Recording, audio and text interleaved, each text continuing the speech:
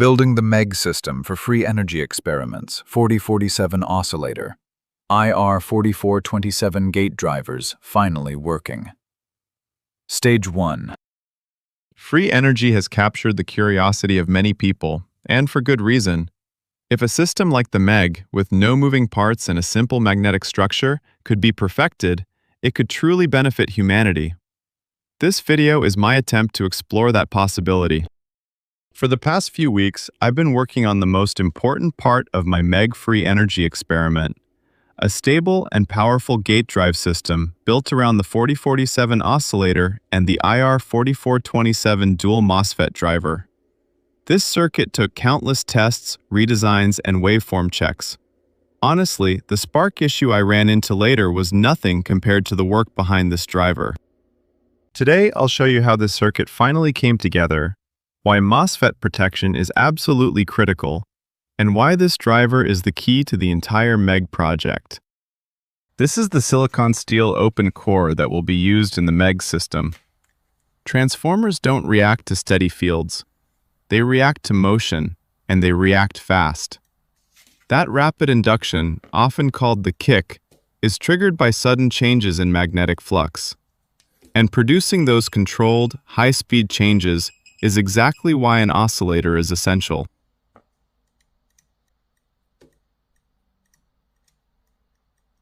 My MEG driver can handle up to 60 volts, so the flux becomes much stronger than at 10 volts. I could drive it even harder, but the real limitation is the MOSFETs, not the core.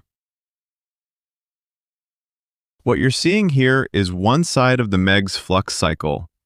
This coil pushes the magnetic field in this direction, and the next image shows the opposite, perfectly symmetric response. The system relies on these alternating flux states. To produce them, the coils must be driven with controlled, phase-opposed signals, and that's the job of the oscillator. It generates the timing and polarity changes that make this magnetic motion possible. Section 1. Why the MEG needs a proper driver. The MEG is not just a coil and a magnet. To make any free energy experiment meaningful, you need a clean, synchronized, high-current switching system. That's why the driver matters more than anything else. If the driver is unstable, noisy, or unprotected, the entire MEG collapses, or worse, it destroys your MOSFETs instantly. Section 2. Why 4047 alone is not enough. The 4047 is great for generating two complementary signals, but it can't drive MOSFET gates directly. A MOSFET gate is basically a capacitor if you don't charge and discharge it fast. The MOSFET stays half on and overheats. This is the complete MEG driver setup. The low-voltage section powers the 4047 oscillator and control electronics, while the high-voltage supply drives the MOSFET stage and the coils. Each module, from the filters to the frequency controls and the output network, is arranged so the system can deliver clean timing signals and high-energy pulses safely. This driver circuit is part of my MEG system, and it represents the final version after many iterations of testing and refinement. Each stage of the design, from the oscillator to the gate driver and the protection network, was carefully tuned to achieve stable switching, clean waveforms, and reliable operation under load. The system also uses two separate power supplies. The 4047 can only operate up to around 15 volts, which is far too low to drive the MEG coils directly. The coils require up to 60 volts, and only the MOSFET stage can handle that level of power.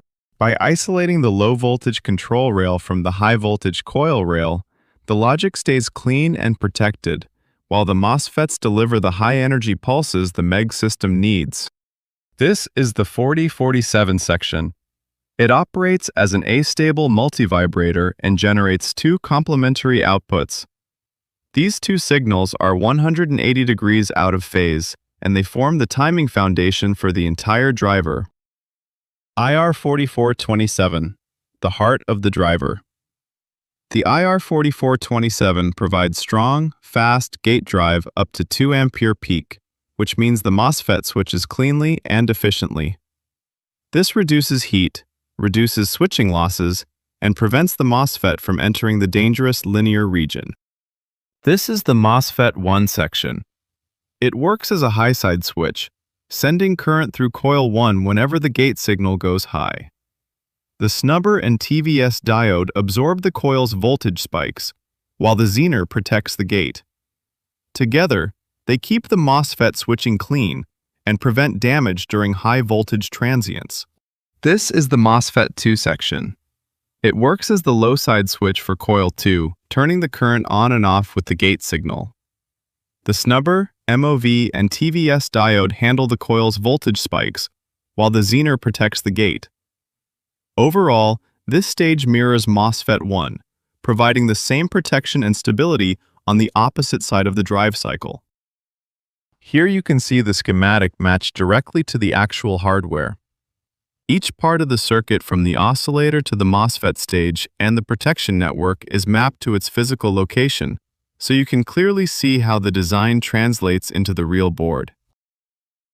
This is the driver board that took 3 weeks of work to finalize. Every part on this board, from the timing section to the MOSFET stage and the protection network, was tested, rebuilt, and tuned over and over. It may look simple now, but getting it stable at high voltage and high current was one of the hardest parts of the entire MEG project. Section 5. The spark incident.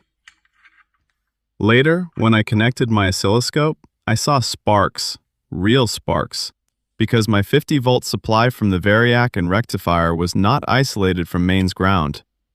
The oscilloscope ground is earth ground, so the moment I touched the probe, I created a direct short. Section 6. The medical isolation transformer. The fix was simple but powerful, a medical-grade isolation transformer. Once I powered the entire MEG system from the isolated secondary, every spark disappeared. The circuit became completely safe to probe and test. Here you can see the output waveform from the 4047 oscillator. As I sweep the frequency from 50 Hz all the way up to 197 kHz, the waveform stays clean and sharply defined, maintaining a perfect square shape across the entire range.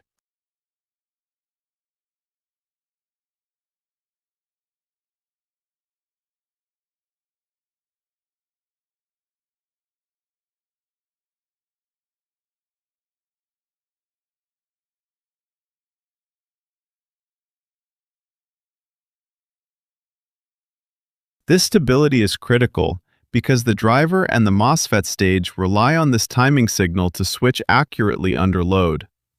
Even at the highest frequencies, the edges remain crisp, showing that the oscillator is performing exactly as it should.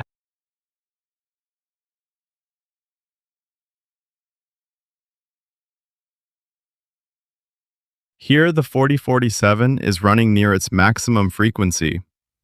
Even at this range, the square wave stays sharp and clean without collapsing. This stability is what allows the driver and MOSFET stage to switch reliably at high speed.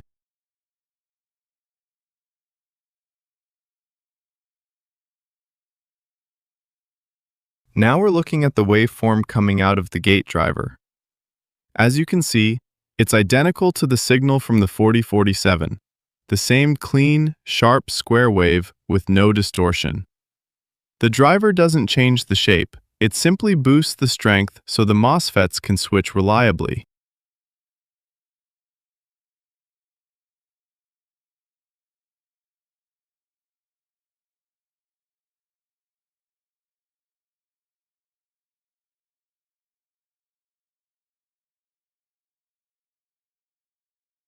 At the very high end of the frequency range, the waveform starts to distort slightly. But this region isn't used in the MEG system, so it doesn't affect operation. In our actual working range, the signal stays clean and perfectly usable. And this is the waveform directly from the MOSFET output. The amplitude is lower at this stage, but the shape is still clean and stable. Even without the 50-volt coil supply connected, with the circuit literally floating, the switching waveform comes out exactly as expected.